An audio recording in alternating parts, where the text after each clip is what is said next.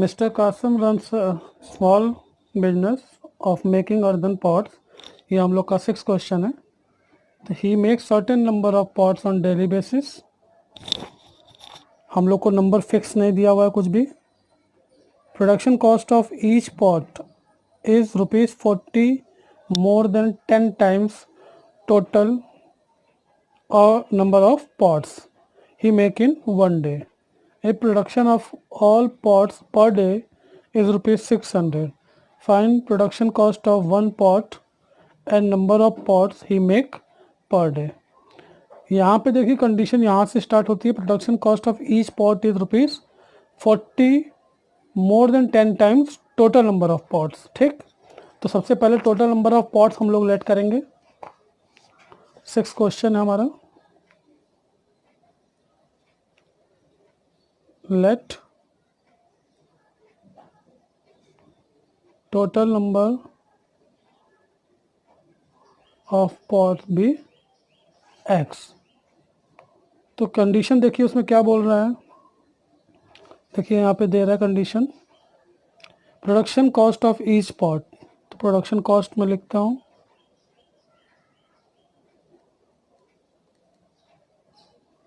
Production cost of each pot, मतलब आपका एक पॉट का ये कॉस्ट है. वो कितना बोल रहा है? 40 मोर देन, 40 ज़्यादा है. 40 मोर है मतलब ज़्यादा है. 10 times total number of pots. 10 times का मतलब क्या है? 10 multiply by x. 10 times of total number of pots. X है जो कि से 40 ज़्यादा है. ठीक, ये आपका एक पॉट का रेट है. Production cost of each pot is ₹40 more than 10 times total number of pots he makes in one day. ठीक,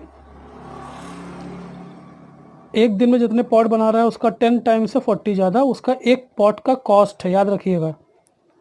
उसके बाद बोलता है production cost of all pots per day is ₹600. ठीक, then find the production cost of pot. तो देखिए हम लोगों ने टोटल नंबर ऑफ पॉट्स कितने बनाए? x. अब यहाँ पे according to condition, according to condition क्या बोलती है? If production cost of all pots per day is ₹600. तो देखिए टोटल पॉट्स, अब टोटल पॉट्स कितने हैं? x and cost of one pot, इनका वो प्रोडक्ट बोल रहा है इस कितना दिया हुआ है? 600. जैसे मान लीजिए 5 रुपये में आपकी कोई चॉकलेट एक मिलती है, तो आपको 100 चॉकलेट अगर लेनी है तो आपको कितना इन्वेस्ट करना पड़ेगा? तो अगर 5 रुपये की एक चॉकलेट है तो 5 से 100 का मल्टीप्लाई. वही चीज़ यहाँ पे हो रहा है. x total number of pots है, एक पॉट का कॉस्ट ये है, तो टोटल पॉट का कॉस्ट क्या हो जाएगा? वन पॉट का cost multiply by total number of pots, तो इक्वल्स टू वो 600 दे रहा है. ठीक है, तो अब आपका ये प्रोडक्ट फॉर्म में लिख दीजिए.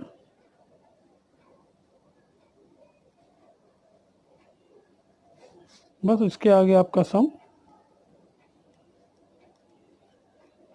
मैंने अंदर मल्टीप्लाई किया है. अगले स्टेप में इसको इधर ला दीजिए. जो कॉमन निकलता है अगर फैक्टराइजेशन के पहले तो उसको आपको कॉमन निकालना है.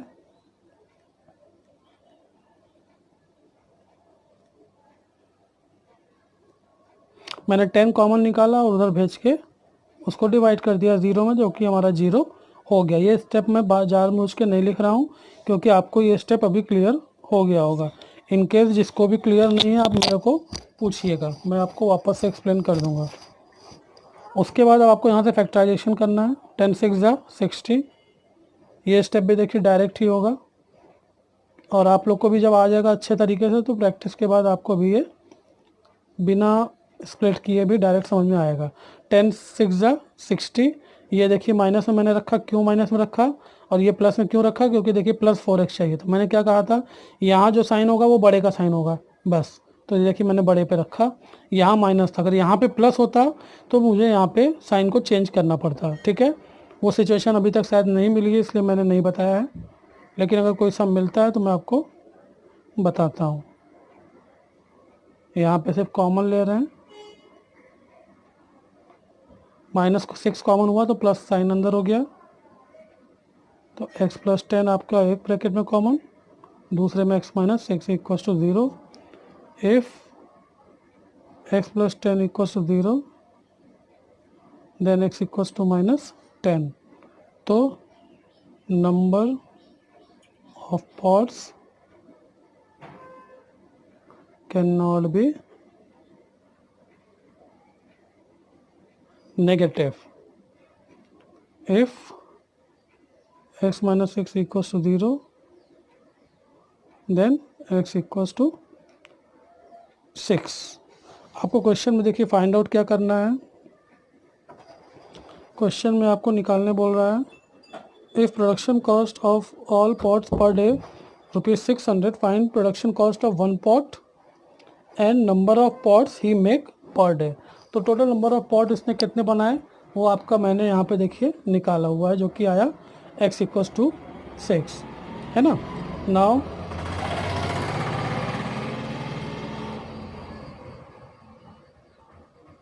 Cost of one pot equals to, अब कॉस्ट ऑफ वन पॉट आपको निकालना है। उसमें आपको देखिए कॉस्ट ऑफ वन पॉट आपने ऊपर माना हुआ था 10x प्लस 40, तो देखिए मैंने यहाँ रख दिया बस, तो x की वैल्यू रखिए 60 प्लस 40, 60 40 मिलके कितना हो गया आपका 100 रुपीज़। तो यहाँ आंसर में स्टेटमेंट आपको लिखना है कि total number of pots he make in one day is 6 and cost of one pot is ₹100। Now 7th question, Prateek takes 8 hours to travel 36 kilometers downstream and return to the same spot. The speed of the boat in still water is 12 kilometers per hour. Find the speed of water current. अब देखिए क्या कह रहा है, प्रतीक लेता है 8 घंटे तो travel 36 kilometre downstream and return to same spot. तो हम लोग पहले ये समझ लेते हैं थोड़ा सा। अगर सपोज करिए कोई नदी रहती है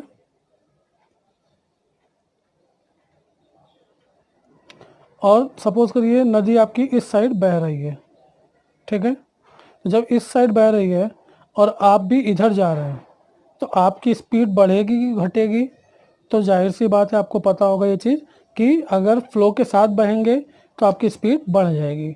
तो यहाँ से आप जा रहे हैं तो आपके क्या होगा, बोट की स्पीड प्लस नदी की स्पीड जो रहेगी वो ऐड हो जाएगी। लेकिन जब आपको उल्टी दिशा में आना पड़ेगा क्योंकि नदी का पानी तो चेंज नहीं होगा, वो तो वैसे ही फ्लो करेगा। आपकी स्पीड जो है अब इस कंडीशन में क्या होगी, क्योंकि आप अपोजिट डायरेक्शन में नदी के फ्लो के आ रहे हैं, उस कंडीशन में क्या होगा आपकी स्पीड जो है वो स्लो हो जाएगी। दैट मीन्स बोट तो आपका आगे बढ़ रहा है लेकिन उसके बावजूद आपको नदी के पानी का जो स्पीड है वो आपको इसमें माइनस करना पड़ेगा। तो ये चीज़ आप ध्यान रखिएगा ये सम करते समय, बस बाकी इसमें कुछ भी नहीं है, ठीक है। तो प्रतीक take 8 hours to travel 36 kilometers downstream and return to the same spot. The speed of the boat in still water is 12 kilometers per hour. Find the speed of water current. सबसे पहले लेट कर लेते हैं हम लोग, let the speed of the water current be x kilometre per our. यहाँ देखिए per hour में इसलिए मैंने लिया क्योंकि आपका जो ये आंसर चल रहे हैं ये सब किलोमीटर पर आवर में, सॉरी क्वेश्चन में चल रहा है, तो इसको भी मैंने x किलोमीटर पर आवर में ले लिया। अब स्पीड, अब आपको प्रतीक जो है जब वो डाउन स्ट्रीम जा रहा है, speed of Prateek boat while going downstream in the river.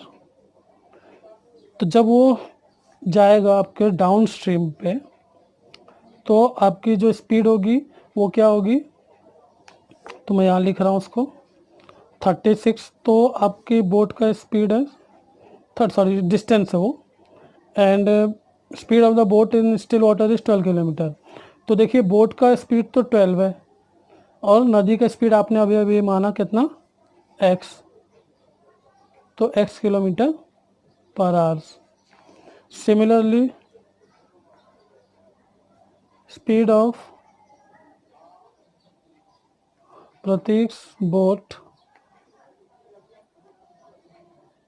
while returning to the same spot। अब देखिए जब आप रिटर्न आएंगे तो स्पीड तो आपकी बोट की इतनी ही है, लेकिन आप अपोजिट आ रहे हैं फ्लो के, तो मैंने क्या बताया था, आपकी स्पीड जो है वो नदी के पानी के अपोजिट चल रही है, तो थोड़ी डाउन हो जाएगी। कितना डाउन होगी, जितना नदी के पानी में स्पीड होगा उतना डाउन हो जाएगी। तो मैंने माइनस कर दिया, ठीक। अब टोटल टाइम टेकन उसने दिया हुआ है 8 आवर्स उसको लगा रहा है, ठीक है। तो अब देखिए अकॉर्डिंग टू कंडीशन है,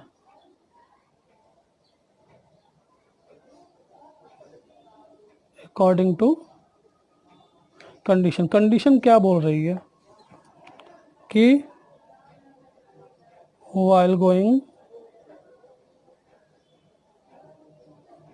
डाउनवर्ड एंड अपवर्ड, और आपका जो है कि उसको डाउन स्ट्रीम अप स्ट्रीम भी लिख सकते हैं, मैं दोनों में से कुछ भी आप लिखिए, दोनों चलेगा। While going downstream and, ये डाउनवर्ड मैंने लिख दिया, इसको आप डाउन स्ट्रीम कर लीजिएगा, downstream and upstream ही टेक्स 8 आवर टू कंप्लीट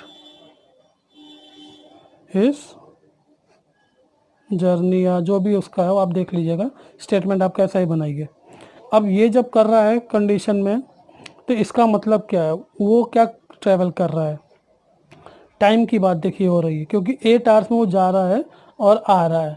तो ये तो कंफर्म है कि आपका जो भी कंडीशन बनने वाला है वो टाइम के साथ बनने वाला है। अब यहाँ पे समझने वाली चीज़ देखिए क्या है, आपने स्पीड निकाल ली, इधर भी स्पीड निकाल ली, और आपको डिस्टेंस दिया हुआ है। डिस्टेंस क्या दिया हुआ है आपको, जो कि आपका है 36 किलोमीटर डाउन स्ट्रीम है, और फिर वो रिटर्न भी आ रहा था, अप स्ट्रीम में भी 36 किलोमीटर हो रहा है। हम लोग को नॉर्मली एक फॉर्मूला पता है, स्पीड इक्वल्स टू होता है डिस्टेंस अपॉन में टाइम। तो इनकेस अगर आपको टाइम निकालना होगा तो आप टी को इधर कर दीजिएगा, तो डी तो वहीं रहेगा और एस आपका नीचे चला गया।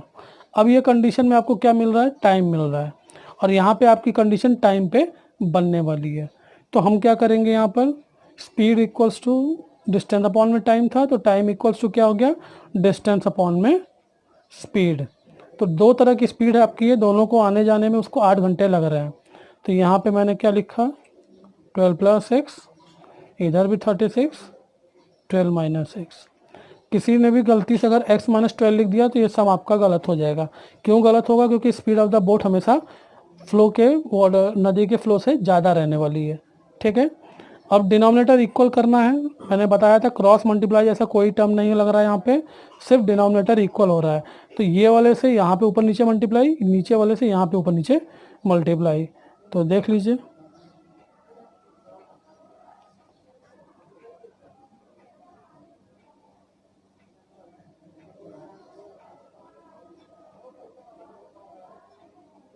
ये आपका देखिए 12 माइनस एक्स ऊपर नीचे मल्टीप्लाई हुआ। वैसे ये लिखने की ज़रूरत तो नहीं थी, लेकिन मैं बता दे रहा हूँ, आप लोग को समझ में आएगा। 12 माइनस एक्स है एंड 12 प्लस एक्स यहाँ पे इस तरह से रखा गया, ये इक्वल्स टू 8। डिनोमिनेटर मैंने खाली सेम किया है। अब अगले स्टेप में आपको 36 का और 12 का मल्टीप्लाई कर लेना है। तो 36 का 12 से मल्टीप्लाई आप कर लीजिएगा, 2 6 ज़ा 12, 1 2 3 ज़ा 6 1 7, 1 6 ज़ा 6, 1 3 ज़ा 3, 2 13 एंड 432, ठीक है। तो आपका यहाँ पे लिख दीजिए 432, मल्टीप्लाई हो रहा है इसलिए लिखा जा रहा है minus 36x plus 432 plus 36x। नीचे देख लीजिए डिनोमिनेटर सेम हो चुका है, तो हो जाएगा क्या 12 प्लस एक्स। और देखिए 12 प्लस एक्स मैं पहले लिख दे रहा हूँ, नहीं तो आपको कन्फ्यूजन होगा, नहीं तो मैं साथ में भी इसको लिख देता। 12 प्लस एक्स 12 माइनस एक्स। ठीक, यहाँ पे देखिए ये प्लस में और ये माइनस में है, दोनों कैंसिल हो रहे हैं, तो काट दीजिए। 2 प्लस 2 क्या होता है 4, 3 3 6, 4 4 8।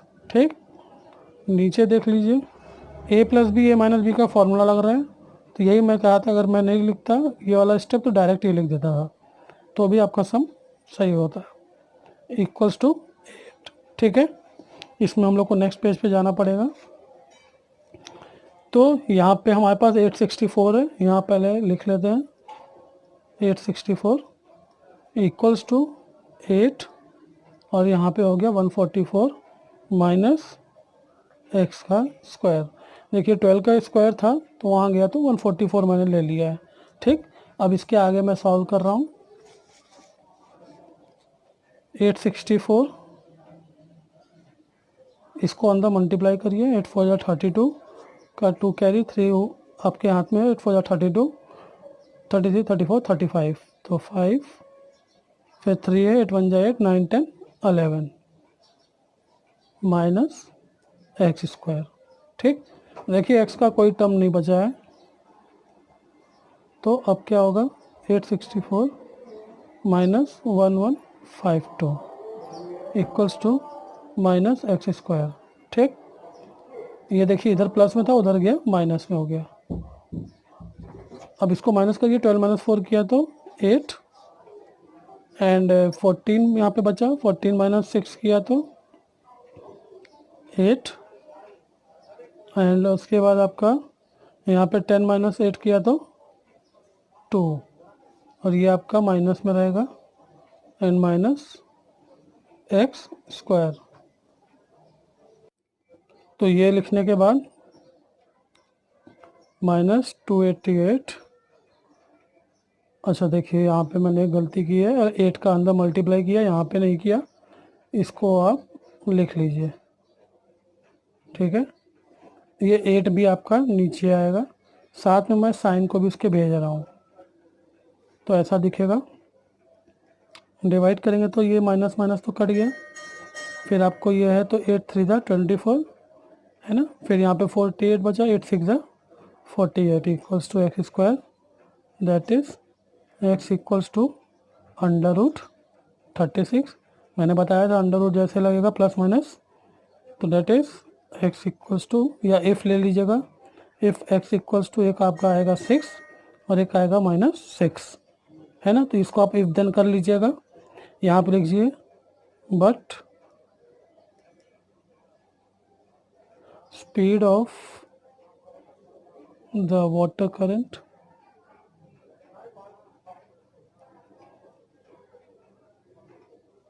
Can not B negative, so speed of water current is 6 kilometre पर आवर्स। यहाँ पे आप ये आंसर में भी लिख सकते हैं। हो गया। एज क्वेश्चन समझने के पहले आप एक चीज़ समझ लीजिए। पहले सपोज करिए कोई एक वर्कर है जो कि किसी भी काम को 12 डेज में कर रहा है। सपोज करिए कोई भी काम है वो 12 डेज में हो रहा है, ये आपका सपोज करिए काम था। ठीक, 12 दिन में वो इस काम को कर दे रहा है। कौन? एक आदमी जो भी है वो। तो अगर ये दिन है और ये आदमी है, तो अगर मैं पूछूं कि 1 डे में उस आदमी ने कितना काम किया होगा, तो आप क्या बोलेंगे? 1/12। कैसे भाई? आप एक दिन 12 दिन का काम तो कर नहीं सकते, तो हर एक दिन आपने उतना ही काम किया होगा जितना कि आप एक दिन पे कर सकते हैं, और उस तरह से जो सारे काम का आपका एक्यूमुलेशन बनता है वो आपका होता है 12 दिन में कंप्लीट। ठीक, 1 2 3 4 5 6 फिर 7 8, उसी तरह से इसका डिवीज़न आप करते जाइए। तो ये आपका 1/12 पार्ट जब मिल जाएगा तो उतना पार्ट वो आपका एक दिन में कर रहा है। कहने का मतलब आप समझ लीजिए कि एक दिन में एक आदमी कोई 12 दिन में काम करता है तो एक दिन का किया गया काम उसका 1/12 के बराबर होता है ना। जैसे आपने कोई काम 4 दिन में ख़त्म किया तो आपने एक दिन में कितना काम किया होगा, 1/4 किया होगा। अगर आपने कोई काम 10 दिन में ख़त्म किया तो एक दिन में कितना काम किया होगा, 1/10 किया होगा। बस ये लॉजिक आप समझते रहिएगा, बाकी आपको सब में एर्थ वाले में कोई दिक्कत नहीं आएगी, ठीक है ना। इसका आप देख लीजिएगा, 12 पार्ट बना लीजिएगा। अब हम लोग सम को देख लेते हैं पहले। सब में बोलता है कि Pintu takes 6 days more than those of Nishu to complete certain work. देखिए कौन ज़्यादा ले रहा है, पिंटू ज़्यादा ले रहा है निशु से टू कंप्लीट सर्टेन वर्क। कितना दिन ज़्यादा ले रहा है, 6 days। If they work together they finish it in 4 days। दोनों साथ में काम करते हैं तो 4 days में कंप्लीट कर ले रहे हैं, ठीक है। How many days would it take to complete the work if they work alone. तो दोनों मिल करके कितने दिन में उसी एक काम को कंप्लीट करेंगे। दोनों ने मिलके तो 1/4 days में कर दिया। अब देखिए क्वेश्चन में, देखिए ध्यान दीजिए क्या बोल रहा है, Pintu takes 6 days more than those of Nishu. तो पिंटू ने 6 दिन ज़्यादा लिए किससे, निशु से। तो कंडीशन किस पे बनेगी, let Nishu takes x days, है ना, to complete certain task. Then Pintu takes x + 6 days, है ना। अब ये तो दोनों ने जब पूरा काम कर दिया तो वो x डे में किया उसने उसने x + 6 days में किया।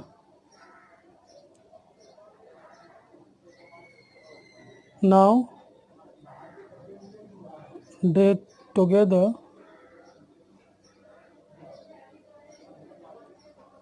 completed the same task in 4 days।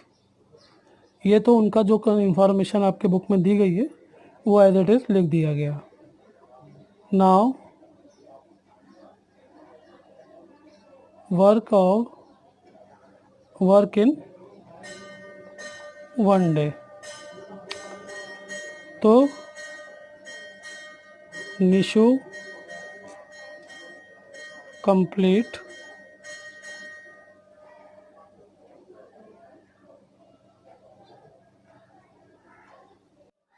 Nishu completed his task या वर्क इन 1 day। तो मैंने क्या बोला था, 1/x डेज या x वर्क हो जाएगा, सॉरी डेज नहीं, 1/x पार्ट या वर्क आप लिख सकते हैं। Then Pintu completed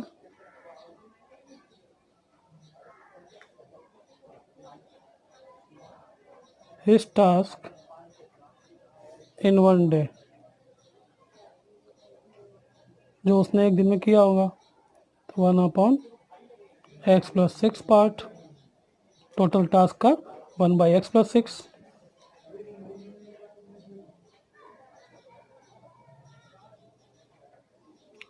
and together they completed their task in 1 day equals to क्या हो जाएगा, 1/4 पार्ट। 4 दिन में पूरा काम कर रहे हैं, है ना, तो दोनों मिलके एक दिन में कितना करेंगे, 1/4 part. Now according to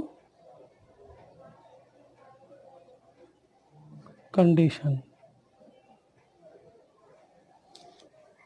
condition क्या बोल रही है, together they completed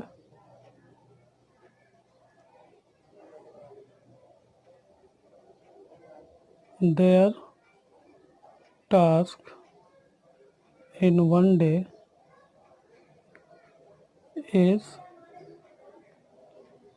equal to 1/4, यही हमारी कंडीशन भी बनती है। देन ये आपको लिखना है, कैसे भी लिखिए, आपको समझना मेन ज़रूरी था, इसलिए मैंने थोड़ा सा एक्सपेंड किया, अदरवाइज सब में कुछ नहीं है। ठीक है, तो मैं यही करूँगा, इसका एक दिन का काम, इसका एक दिन का काम मिला करके टोटल दोनों ने जो काम किया होगा एक दिन में, होगा ना भाई, इसने जो जितना भी काम एक दिन में किया उसका पार्ट, इसका जितना काम होगा उसका पार्ट, अगर दोनों को मिला दें तो इतना पार्ट वो दोनों मिलकर कंप्लीट कर सकते हैं। अब डिनोमिनेटर सेम करना है,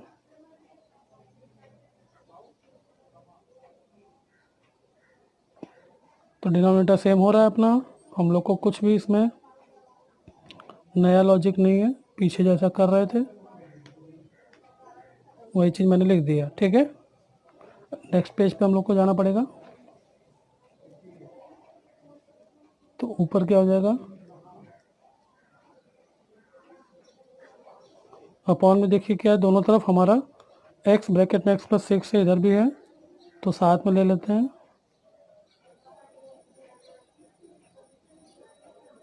1/4 हो गया इधर साथ में।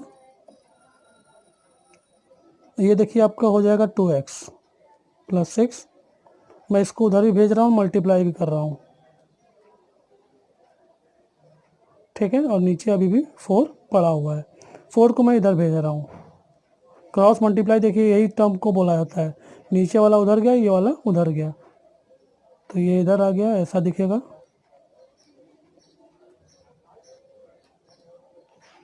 अब 4 के अंदर मल्टीप्लाई,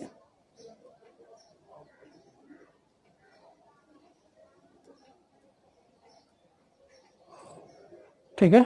अब ये सारे टर्म को हम लोग उधर भेजेंगे, क्यों, क्योंकि स्क्वायर वाला टर्म हमारा उधर ही पड़ा हुआ है, तो इधर तो क्या हो जाएगा 0।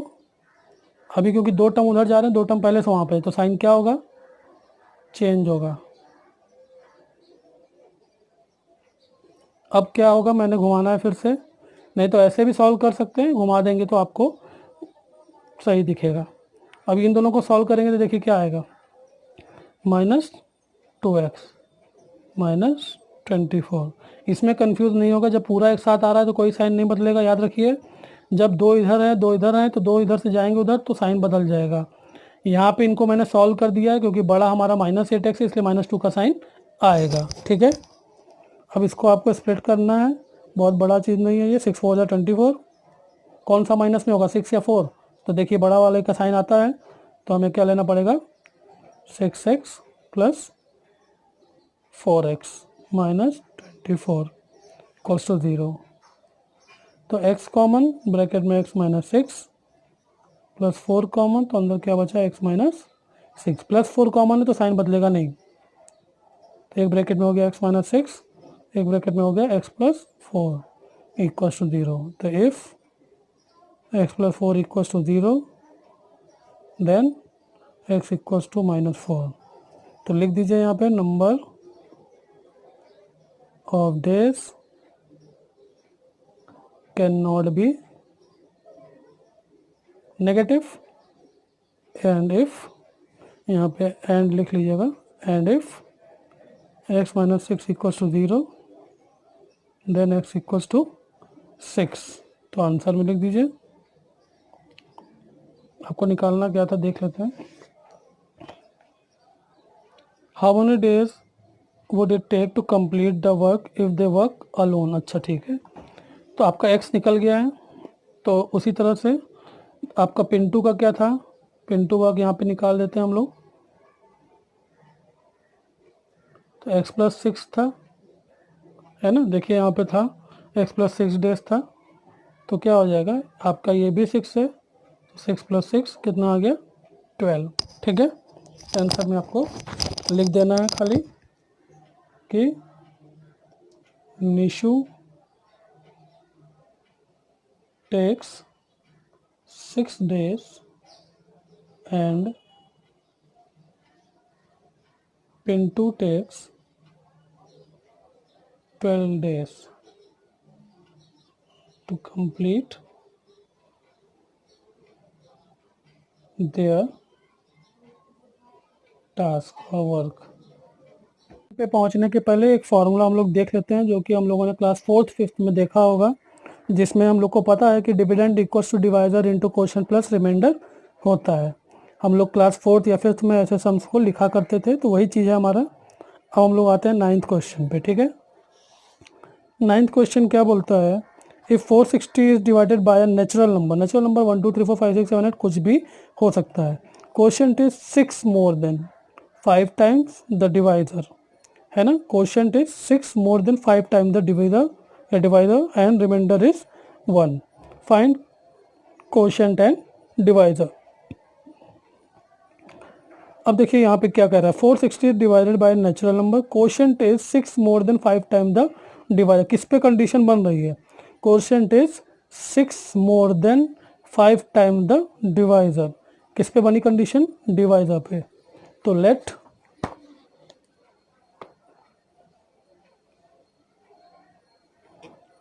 The divisor be x, then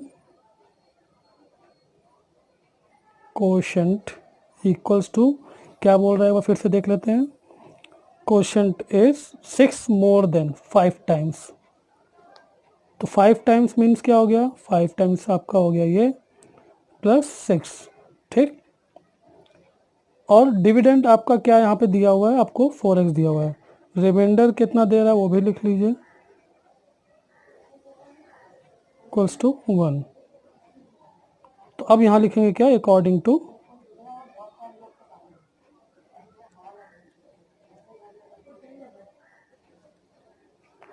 condition.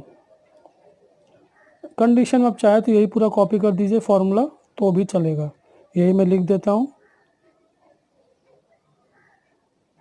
Dividend equals to divisor into quotient,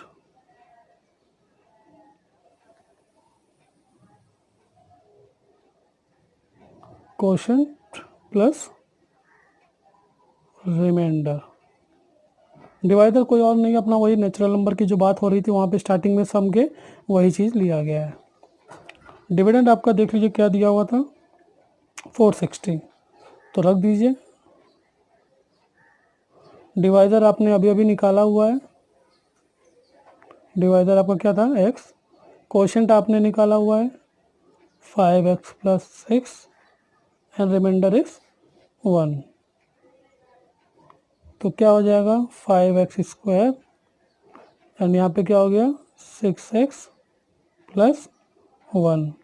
अब मैं क्या करूँगा, या तो इसको उधर करिए या तो पूरा इधर लाइए। पूरा इधर लाएंगे तो साइन बदल जाएंगे, इसलिए आपको इसको उधर ले जाना पड़ेगा। तो क्या होगा 460 की जगह पे 0 और यहाँ पे आपके पास हो गया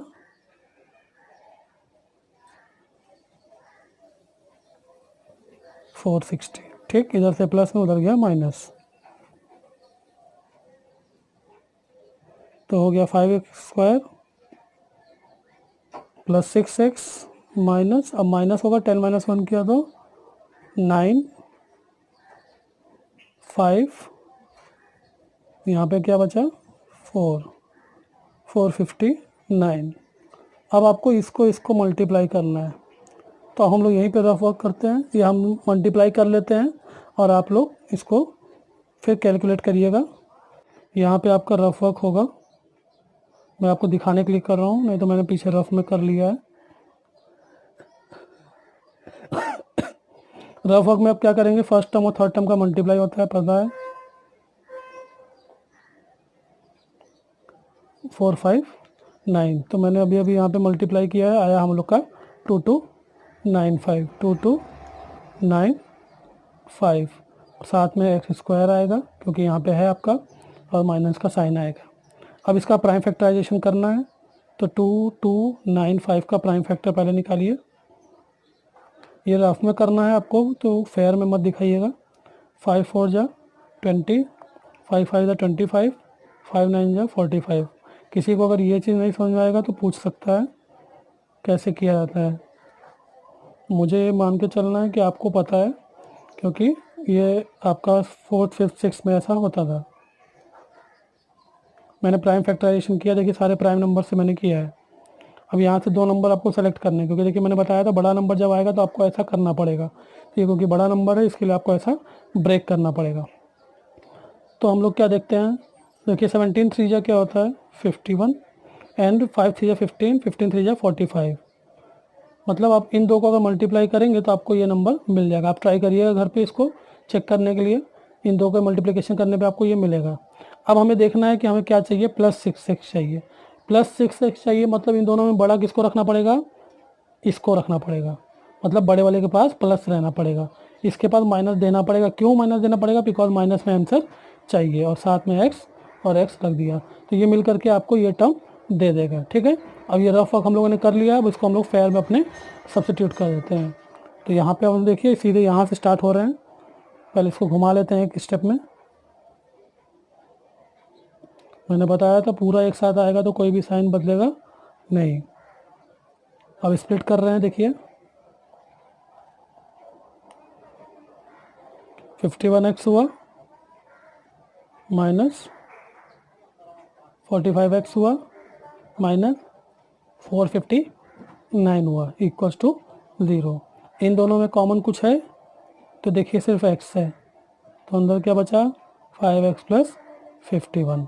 इधर देख लीजिए -45 है तो ये पूरा तो कॉमन निकलेगा नहीं, तो यहाँ पे कॉमन निकलेगा 15 है ना। 15 5 जा 45, अंदर क्या बचा 5x, ये माइनस है तो यहाँ पे कॉमन निकलेगा तो ये प्लस।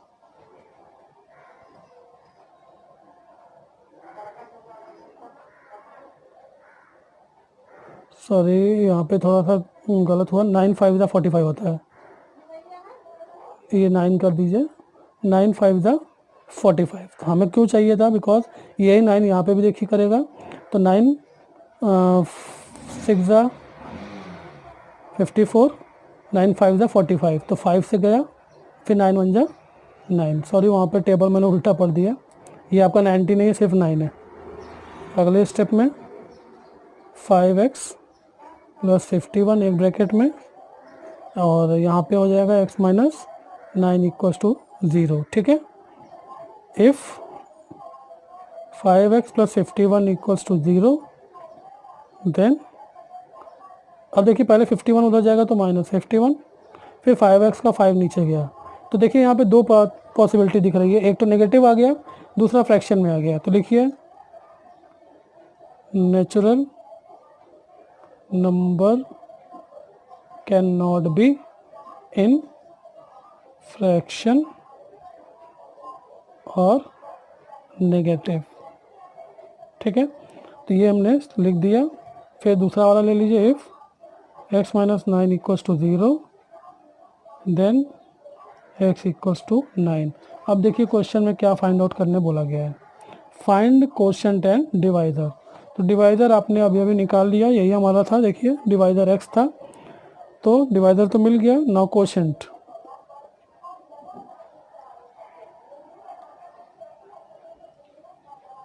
कोशेंट आपका क्या था 5x + 6, तो 5 × 9 + 6, 45 + 6 प्लस करेंगे तो क्या आ गया 51। तो यहाँ आंसर आपको लिखना है। आप क्या लिखेंगे, हम लोग का डिवाइज़र आया कितना 9 and quotient is 51। Now 10th question. Now 10th question. 10th question में हम लोग देखते हैं कि हमारे को ये ऐसा डायग्राम बनाया हुआ जो कि देख के मालूम चलता है ये एक ट्रेपेजियम है। ट्रेपेजियम को सबसे पहले हम लोग को एक चीज़ याद रखनी है, ट्रेपेजियम का एरिया क्या होता है बताना है। तो ट्रेपेजियम का एरिया हम लोग पहले लिख लेते हैं। एरिया ऑफ ट्रेपेजियम क्या होता है, हाफ ब्रैकेट में सम ऑफ पैरेलल साइड्स, यहाँ पे bracket close, multiply by height, ये फॉर्मूला होता है। ठीक है, उसके बाद अब हम देखते हैं यहाँ पे क्या क्या दिया हुआ है। अब क्वेश्चन पे देख लेते हैं। कह रहा है in the joining figure ABCD is a trapezium, AB is parallel to CD, that means कि ये x और ये 2x + 1 दिया हुआ है आपका। जो सम ऑफ इट्स पैरेलल साइड्स की बात हम लोगों ने की थी, ये दोनों प्लस होंगे। एंड इट्स एरिया इज 33, और देखिए यहाँ पे ये वाला जो पार्ट है इस पे इसने 90 डिग्री का साइन बनाया हुआ है, दैट मीन्स कि ये आपकी हाइट है जो कि x-4 है। तो और एरिया दे रहा है 33। तो सबसे पहले हम लोग इतना सम करते हैं, उसके आगे फिर देखा जाएगा। तो एरिया गिवन है, तो या तो अकॉर्डिंग टू कंडीशन पहले लिख दें या आप क्वेश्चन कॉपी करिए। हम लोग ये वाला डायरेक्ट सम कर देते हैं। अकॉर्डिंग टू कंडीशन क्या गिवन है, area of trapezium is equals to अपना 33 दिया हुआ है, बस वही हमारा कंडीशन चलेगा। बाकी जो सब गिवन प्रूफ है, सॉरी गिवन एंड सोल्यूशन है, तो वो आपको गिवन में लिख देना है। ये इजी सम था इसलिए मैं इसको डायरेक्ट कर रहा हूँ। सम ऑफ पैरेलल साइड, देखिए पैरेलल ये और ये अपोजिट साइड पैरेलल होती हैं, आपको पता है ये है दोनों, और ये नॉन पैरेलल साइड्स। तो x ब्रैकेट में उसके बाद 2x प्लस 1 और मल्टीप्लाई बाय हाइट, हाइट आपने देख लिया यहाँ पे x-4 है। बस आपको इसी को सॉल्व करना है, आपका सारा सम खत्म हो जाएगा। ये 2 को मैं पहले उधर भेज दे रहा हूँ, तो हो गया 66। देखिए क्रॉस मल्टीप्लाई वाला टर्म यहाँ पे हो रहा है। इनको सॉल्व करेंगे तो क्या होगा, कुछ भी नहीं होगा, क्योंकि देखिए आपका x + 2x + 1 चल रहा है। तो आपका बस ये सॉल्व हो जाएगा 3x + 1, एंड उसके बाद आपका इधर क्या है, x-4 है, इनका मल्टीप्लाई होगा। तो मैं दोनों में से कोई भी स्प्लिट कर सकता हूँ, मैं ये वाले को ऐसा स्प्लिट कर रहा हूँ। आप भी दोनों में से कोई भी स्प्लिट करिए, आप इसको स्प्लिट करिए, कोई फ़र्क नहीं पड़ता उससे। ठीक है, फिर 66, 3x का x से मल्टीप्लाई, 3x², 3 4 जा 12x। ठीक है ना, ये दोनों का मल्टीप्लाई हो गया। अब इधर देखते हैं, प्लस x होगा, 1x का मल्टीप्लाई होगा तो 1x आएगा, जो कि x ही लिख सकते हैं, n - 4। फिर इसके अगले स्टेप में 3x², ये देखिए दोनों सॉल्व होंगे तो -11x - 4, इसको मैं उधर ले जा रहा हूँ, इधर कर दिया मैंने 0। ठीक है, इसको एक स्टेप उधर ही सॉल्व कर देते हैं।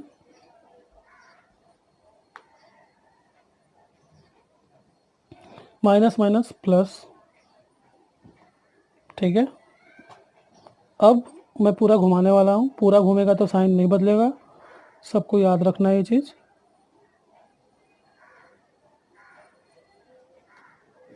ठीक है, अब ये करने के बाद हम लोग नीचे जाएंगे, तो हमें पता है स्प्लिट करने के लिए इनको मल्टीप्लाई होगा। 7 3 जा 21, 210 आया आपका, और ये माइनस में आया, और इधर x² आया, बीच में आपके पास है 11, आपको चाहिए 210। अगर 21 मल्टीप्लाई बाय 10 करेंगे तो हमारा मिलता है क्या, 210, और 21 माइनस अगर हम लोग 11 करेंगे तो हमें मिल जाएगा क्या, अब 11। लेकिन अब साइन का देख लेना है, तो पहले तो हमारा स्प्लिट मिल गया हम लोग को, 21 और 10, इसको भी x दे दीजिए, इसको भी x दे दीजिए। साइन किसका है यहाँ पर, माइनस का। बड़े वाले के पास कौन सा साइन जाना चाहिए, माइनस का। तभी ना भाई, ये माइनस है तो इसको क्या रखना पड़ेगा, प्लस, तभी ना ये सॉल्व होकर के -11 हमको देगा। तो हमारा स्प्लिट हमको मिल चुका है। सब्स्टिट्यूट करिए,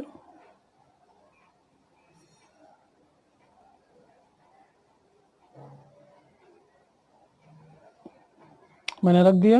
अब कॉमन निकालिए, इन दोनों में कॉमन है 3x,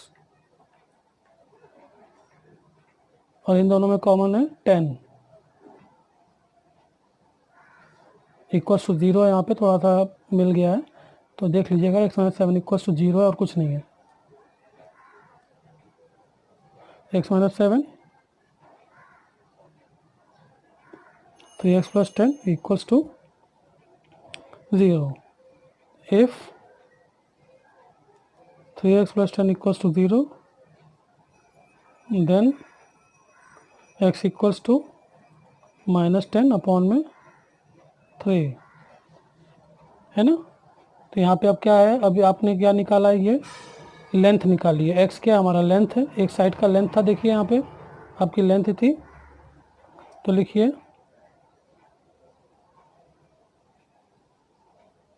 length can not be negative. So अब दूसरा वाला या इफ ले लीजिए। So x - 7 equals to 0, then x equals to 7। ये आपकी वन साइड की लेंथ निकली, तो अब दूसरा लेंथ निकाल रहे हैं। लेंथ ऑफ साइड BC कितना है 2x प्लस 1, तो 2 मल्टीप्लाई बाई 7 प्लस 1। बॉड मास का रूल याद रखिए, पहले मल्टीप्लाई, तो आ गया क्या 15। अब ये सेंटीमीटर है या यूनिट आप देख लीजिएगा, यूनिट का ऐसा कुछ भी दिया है कि नहीं। एरिया ने आपने दिया होगा सेंटीमीटर, ठीक है, तो आप ये सेंटीमीटर में ले लीजिए, ठीक है। अब ये दो लेंथ तो आपकी निकल गई है, दूसरी आपकी दो लेंथ अभी बची हुई हैं। तो पहले x माइनस 4 है, तो लेंथ ऑफ AM या हाइट AM आपका वो था x माइनस 4, तो x माइनस 4 7 माइनस 4, तो ये आ गया 3 सेंटीमीटर। नाउ ये देखिए आपकी कॉन्ग्रुएंट साइड है, क्योंकि मतलब ये कौन सा आपका ट्रेपेजियम हुआ, आइसोसेलेस ट्रेपेजियम हुआ। तो लिखिए side BC equals to AD equals to x minus 2 7 minus 2 equals to 5 centimetre. अब जब आपने ऐसा लिखा तो यहाँ चाहे तो आप बता दीजिएगा आइसोसेलेस ट्रेपेजियम, ठीक है ना, ये आप लिख दीजिएगा। आपकी सारी लेंथ मिल गई है, आपको आंसर में यहाँ पे सबका ABCD जो भी आपका है वो उसको लेकर के लेंथ को आपको लिख देना, और आपका इस तरह से ये एक्सरसाइज ख़त्म हो गया। इसमें कोई भी डाउट होता है तो आप कमेंट करिए, या तो कैसे भी आप पूछिए, मैं आपको बताऊँगा।